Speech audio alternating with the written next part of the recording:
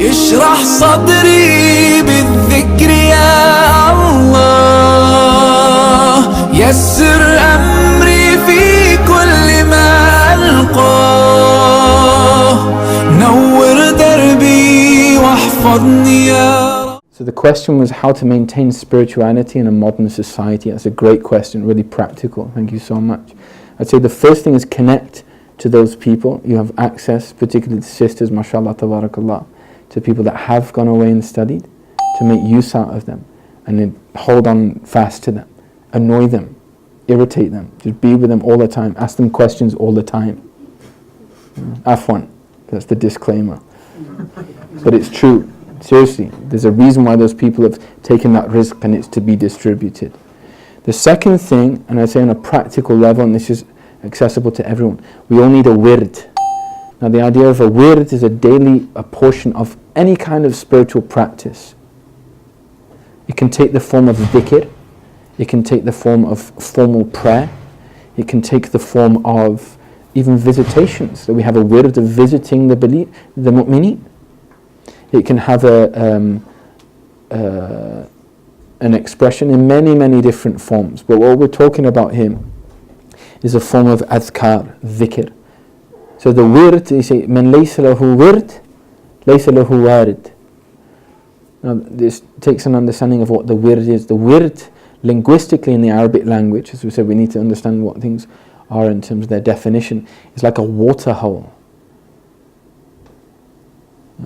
So traditionally, particularly in pre-modern Arabia, everyone was going around in camels. The camels need to drink. So what you'd have is specifically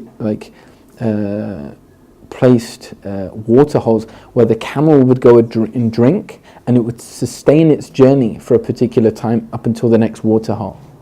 That was called a wird. So if we apply that in terms of by analogy to a spiritual state, that we all need that spiritual water. Just as we need breakfast, for example, to maintain our bodily functions in a kind of physiological level. We also need to plug into that spiritually. And the spiritual answer to that, the spiritual breakfast, is your wird, or lunch or dinner, or whatever it may be. So they say, man laysa lahu wird, laysa lahu warid. The one that has no wird, one daily portion of dhikr.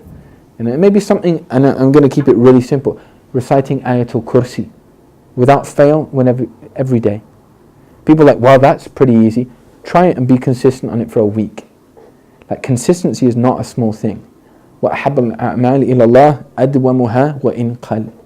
The most beloved of acts to Allah is not the most in quantity. It's not the most bombastic of acts, the most incredible, epic. أَدْوَمُهَا, those which are most consistent, those which you do perpetually. وَإِنْ قَلَّ, even if they're small. And there's the subtle kind of allusion here, the inference rather, to say that if it's accepted by Allah, if it's beloved by Allah, what's small about it? Something small about something that Allah loves and Allah accepts? There's nothing qaleel about it. It's huge, it's vast. So if we're able to do these certain kind of things, one of the things I heard also, a beautiful principle, come into the morning with intention and go into the evening with gratitude. Something very simple, like a wird, a state of being. So when you wake up in the morning, don't just reach for the, Facebook feed. Don't be intravenously fed things that you don't know how to discriminate what's good, right, or wrong.